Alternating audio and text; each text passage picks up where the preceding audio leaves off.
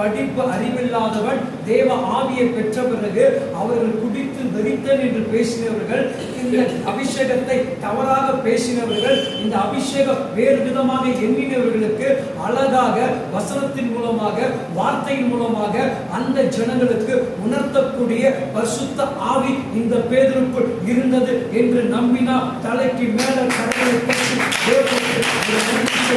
உங்களுக்கு அந்த பரிசுத்த ஆவி இருக்கும் என்று சொன்னால், உங்களுக்கு அந்த பரிசுத்த ஆவி இருக்கும் என்று சொன்னால் நீங்களும் தெளிவாக பிறருக்கு என்ன பண்ண முடியுங்க?